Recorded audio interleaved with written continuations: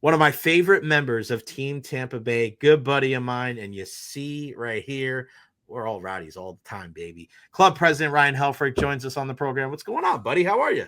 Jay, doing well. Thanks for having me. Love the podcast. Keep doing the great work, man. Thanks, buddy. You've been a busy man, brother. You've been a busy man, but I know some great news. We'll start off with the news today. We got a keeper. We got a keeper in. And listen, I told somebody earlier today, you ever heard of this guy? I go, no, I don't think I have. But if the Rowdies bring him in, he's probably going to be really, really good and maybe playing on an MLS team in 2 or 3 years. I had Jordan Farr on, and he was just like, the reputation of the Rowdies does precede itself because you guys treat people so well and treat your keepers so well. And that GK union, going back to our guy Jeff Attinella, I mean, what's the common thread, a common theme for a guy when you bring him in here? Because a lot of people, you've earned that benefit of the doubt from the Rowdies fans. Yeah, so as you mentioned, we have a long history of great goalkeepers. It's one of the many things that we're known for. I think it first starts with the culture that the coaching staff has developed. Having Stuart Dobson, which I consider to be one of the best goalkeeper coaches in the country. He's coached at a high level for a long time. He gets the most out of his guys as well. And him having belief in the keepers that we bring in here goes a long way. I think the other thing is we've brought in talented goalkeepers who have been fringe MLS or first division, whether it's here domestically or in other countries. And they've made the most out of their time here. I think with that being said, we've also always had a very strong back line, which definitely helps the goalkeepers out as well. So I think, you can look at a number of different things that might come into play or a number of reasons why we've had such great goalkeepers. But I think it really comes down to the culture that we've created inside this building, the coaching staff that we have in place, and then the players really working together with that back line of the defense and just getting the most out of those individuals. Speaking of the defense, I mean, we had him on the program a couple months ago. Forrest Lasso coming back is such a huge, huge thing for Team Tampa Bay as a whole. I mean, just love the guy. And the fact that he was so involved, he was out all year last year, but he was everywhere. He was at the games. He was in social media. He was just everywhere. And for him to be able to come back and just, he got really emotional about it too. And he's just such a great human being, and the way that his perspective on life and soccer, how important is it going to be able to have him anchoring the back line? Because some of your most successful seasons in the last decade or so have been with Forrest back there. Yeah, absolutely. And listen, Forrest, first and foremost, like you just mentioned, he's a great person, great individual. And I think that's what differentiates our club from maybe a lot of others out there. And that's not a knock on the other clubs. We want good football players, but we also want good individuals that will embrace the community, be involved in the community. And he does a great job of that. Being a veteran in the locker room is huge for us as well. While he was injured last year, he still brought that same fire into the locker room before each match, after the matches. He traveled with us during the playoffs, and he was around the team. And a lot of guys look up to him and feed off of his fire and his emotion. So it's been great to see him rehab, and looking forward to seeing him back on the pitch at some point this year.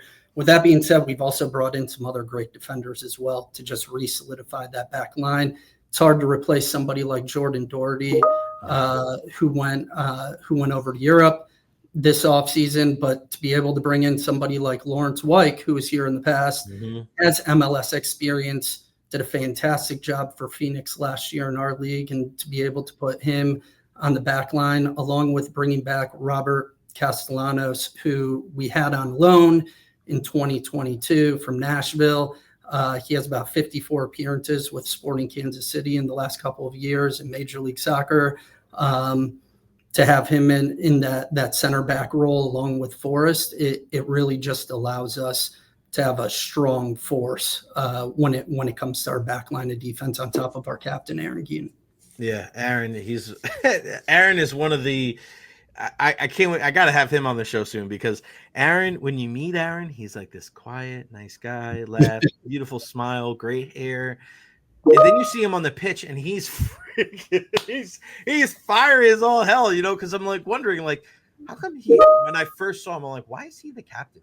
And then all of a sudden, like, I see him and I'm like, oh my gosh, that's why he's the captain. Like, he really is. Like, he's a fiery dude, isn't he? Yeah, absolutely. And, he's been great for us. And I think when you look at the Rowdies as a whole over the last 5 or 6 years, we haven't been able to keep everyone, but we've been able to keep a core of players together, right, which is huge in second division soccer. So the Aaron Guillans, the Lewis Hiltons, the Leo Fernandes, and to be able to build off of that, bringing back Forrest and having him as part of the club. There's buy-in from the new players from the moment that they walk into the building and get a good understanding of how we operate things around here. And they welcome the new guys with open arms. And again, we're excited for this year. Talk to me about Leo, because obviously missing all the time a couple of years ago, coming back. And then last year was a little bit of a stop and start for him.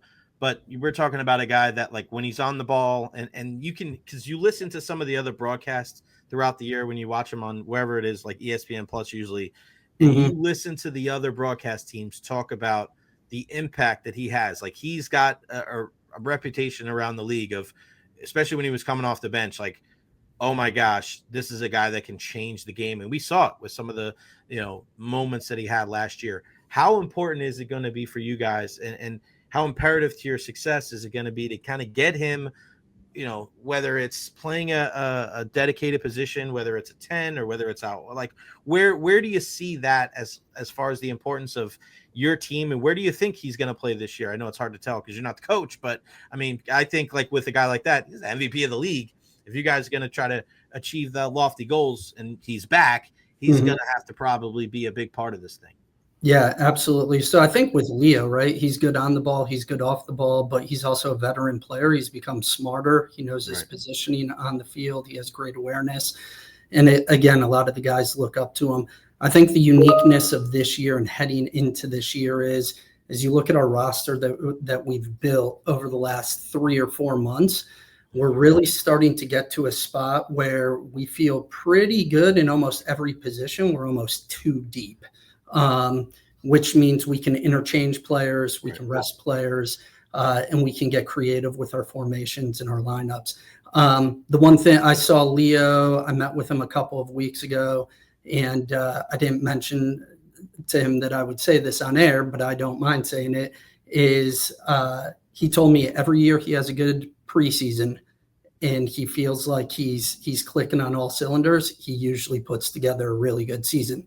So I asked him how he felt, and he said, I feel really good right now. So I think, last year at this time, he was still recovering from the Achilles injury. And then, like you mentioned, it was a little stop and go throughout the season. But I know he's put in a lot of effort during the off season to make sure that his body's ready, to make sure that he can play a lot of minutes. And just by some of the training sessions that I've seen so far, he's putting in the work, and he's going to make an impact for this club. What about little Leo? I mean, do you guys sign him to a future contract yet? We might have to, right? So I just saw him a couple of days ago out here kicking the ball around, and he has that field awareness, and he has that touch on the ball, just like Dad, just a younger version of him. That's a beautiful thing. 50 years of Tampa Bay Rowdy soccer. I mean, how exciting is that? Like, what's the overall excitement from the entire organization as a whole as we embark on just another year? And also after everything, the uncertainty of where you guys played at the end of last year. And, like, it's got to be nice, Ryan, to be able to kind of take a deep breath and be like, all right, 2025, clean slate. Let's do this thing. Yeah, we're looking forward to the 50th anniversary. I'm looking forward to, knock on wood here, a year where we get to play all of our matches at Al Lang Stadium. And I think that's really exciting for the fans. I mean, listen, when you look at the overall scope of the 50 years, being the first professional sports team to represent the Tampa Bay region, predating the Bucks, the Rays, the Lightning, starting here in 1975, and then one of the most unique things about it is a lot of these players who are here in the 70s, they're still here today. Mm-hmm. And then you think of the legends who have worn the Rowdies jersey and have represented this community, the Perry Vanderbecks, the Mike Connells, the Rodney Marshes, the Steve Waggerlys. I mean, you could go on and on and on. We had Clyde Best out for a match last year. And then you look at the modern era of players as well, from your Jeff Antonellas, a local guy who won a championship with us as goalkeeper and then had a successful MLS career, the Luke Mahallans, the Georgie Hristovs, the Joe Coles, right? The Neil Collins. Like, you could just go on and on about these guys. And I think from the front office standpoint in this building, there's a sense of responsibility, right? To always understand where we came from as an organization and the individuals who have laid the foundation before us. And it's our job to continue an upward trajectory for the organization. But there's also a sense of pride. And I think that's something that we're all really excited about. We're going to have different things and different activations sprinkled in all throughout the year that fans can participate in. But the three major games that we're going to focus on 50th anniversary, and those games are going to be all about recognizing the individuals who have laid the foundation before us, is April 26th. That's going to be our anniversary night. So that's our third home match of the season. We most likely will be inducting 1 to 2 more individuals into our 75-10 club, which is like the Ring of Honor. Mm-hmm. So that's going to be really cool. Also, it just so happens that we're playing on the same date, April 26th, as the first outdoor soccer match in Rowdies history. 50. Wow. Right. So that lined up pretty well. Saturday, August 16th, we're going to be playing Phoenix Rising, and that's going to be our original era night. So we're going to have a lot of the guys out here and even some of the front office staff from the 75 team. Wow. And some of the players throughout the 70s.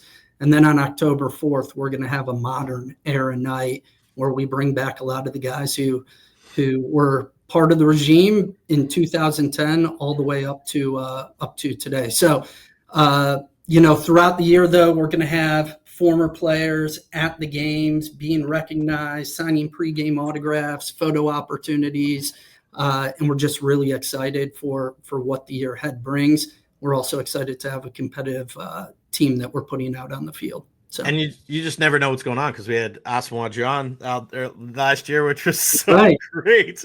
One of the most famous soccer players from Africa ever. And after I got a chance to meet him and talk to him, like, I just went back and started watching videos and highlights. I'm like, this guy is a freaking monster. Yeah, it's just incredible. So yeah, April 26th.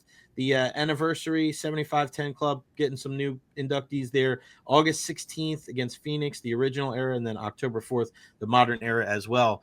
You mentioned a guy in Neil Collins, and we just saw the news a couple of months ago that he's back in the USL Sacramento. It's hard to speculate, but I was joking around, and a couple of my family members are asking, like, Neil's back, and I'm like, his family probably was like, hey, we're used to the sun, and now we're in England and Scotland. Like, it's just so great. I messaged him, and I'm just so glad that he's back. But it's just like, you get used to the sun. I think the wife and kids are like, yeah, I think we're happy to be in Sacramento. Yeah, absolutely. So I had the chance to touch base with Neil and have stayed in contact with him, and I know his family is super excited to be back in the United States. I think probably the best part of our conversation is when he told me when he comes to visit us on September 6th, when we host Sacramento Republic, his kids want to wear their Rowdies jersey. So I'm happy that they're still Rowdies fans. That will be probably the only night throughout the year where we're not in agreement on some things, and we'll step-toe that line, right? But or tiptoe that line, I should say. But yeah, looking forward to having him back in the league. Sacramento has a great manager, and I'm sure that they're going to be a force to be reckoned with come this year. So the first 4 games of the season, all on the road, in March 8th, 15th, and 22nd, Las Vegas, Tulsa, Miami, and then Charleston, April 5th, and then Loudoun United, their first home game, April 12th. Again, all the information rowdiessoccer.com. Before I let you go, how exciting is the U.S. Open Cup? I mean, you guys automatically in the third round here, and this is an opportunity for you guys to go out there and play some different teams. And I think your team, when you talk about being too deep at all these different positions, and cup games are crazy. I don't know what it is, but all over the world, you can play your league games and it can be pretty standard. But cup games, regardless of what country you're in, you can see some crazy things. How exciting is it to be able to have the U.S. Open Cup and an opportunity to go out there and make some noise? Anytime you have a chance to add hardware, especially with a tournament as historic as the U.S. Open Cup, the guys get up for it. The staff gets up for it. So we're excited about it. We're excited for our chances. You look back on last year, we hosted Birmingham. We had a 5-4 thriller. Definitely didn't want it to be a thriller. We were up 3-4 goals with about 10 minutes left, and it went to extra time, and it took a bicycle kick from Manu Arteaga to bring that one home. And then we played FC Dallas in the next round. And if you just look at the stats on paper, you would have thought that we had that match in the bag. But that's the way football goes, right? It's a cruel sport. So I think we outshot them 30-5 or 6, and we ended up losing that match by 1-0. So again, there's opportunities, there's excitement with the tournament. There's a lot of what they call cup sets, and we look forward to shaking the tree a little bit this year in that tournament. And then also this year, new to the USL Championship, we have the Interleague Jägermeister Cup. So that's another domestic tournament that's between League One and USL Championship. You get put into groups based on your region. A couple teams will come out of each group, head into a knockout stage, and then obviously semifinals and finals. And there's a cash prize at the end of that as well. So there's a couple of domestic tournaments. Would love to go for the treble, right? But we'll take any hardware that comes our way, and I know the guys are up for it too. Listen, as a kid that grew up on the '99 United treble team, you say the words treble, man, and I'm like, I am all ears. And I remember that game against Birmingham because it was a weekday, right? Weekday, it was a Wednesday night. I was at softball and I was watching the game on my phone, and I was like, man, they got this in the bag. And then we went into the field and came back, and I was like, what the hell happened? And then you guys won, and I was like, I got to go back and figure out what the hell happened here, because cup games, they take on a life of their own, man. They do. Unbelievable. Rowdiesoccer.com. Go check out all the information on there, camps, tickets, everything, the youth projects they have, little and junior Rowdies, everything, match day stuff so you can know before you go, all the information about the roster and the staff and stats and news, scheduling, tickets, again, everything. It's the 50-year anniversary for our Rowdies. It is insane, and nobody better to talk to than our guy, club president Ryan Helfrick. Ryan, you're the man. I love you, and we'll talk soon, my man. Can't wait. Before you know it, it's going to be coming at us fast and furious with all these matches at Al Lang. Thank you, brother. Appreciate it. Thank you. Keep up the good work, Jay. We'll talk to you soon. Thanks, pal.